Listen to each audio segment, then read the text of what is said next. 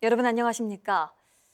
얼마 전 부산에서 불법 사이버 도박장 운영자가 붙잡혔는데 알고 보니 중학생이었습니다.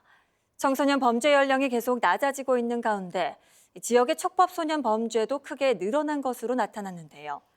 특히 사이버 도박과 사기 같은 지능 범죄 증가세가 뚜렷했습니다. 남효주 기자의 보도입니다. 오간 판돈만 2억 원. 복잡한 코드를 사용하고 직원까지 고용했던 SNS 사이버 도박장의 운영자는 잡고 보니 중학생이었습니다. 검찰에 송치된 16명 운영진 가운데 만 14세 미만 촉법 소년도 포함돼 있었습니다.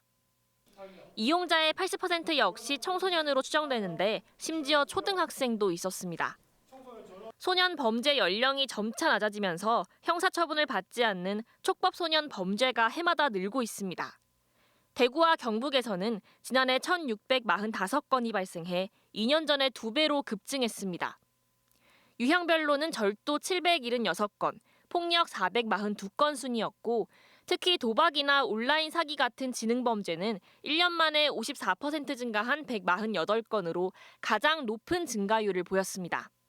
인터넷 환경에 대한 노출 그리고 환경에 익숙하다는 것에 대해서 조금 금전에 대한 취득의 수단으로서 전통적인 사기 형태가 아닌 온라인 형태, 인터넷 플랫폼을 이용한 사기가 증가되고 있는 상황입니다.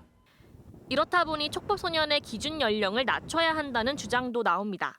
현 사법체계가 실효성을 잃고 범죄를 예방하지 못한다는 겁니다.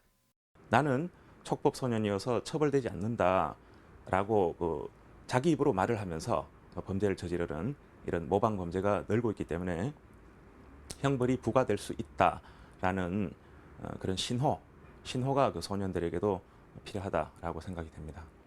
하지만 연령 조정이 해결책이 될 수 없다는 의견도 상당합니다. 실제 대법원 법원행정처는 촉법소년 나이를 낮추는 것은 유엔 아동권리위원회 권고와 맞지 않고 근본 해결책이 될 수 없다며 소년 범죄의 핵심 원인으로 가정환경과 정신질환이 꼽히는 만큼 치료와 환경 개선 등 다양한 보호 처분에 집중해야 한다는 의견을 국회에 제출하기도 했습니다. 범죄 연령이 갈수록 낮아지면서 청소년 범죄를 예방하고 재발을 막기 위한 사회적 고민이 깊어지고 있습니다. TBC 남효주입니다.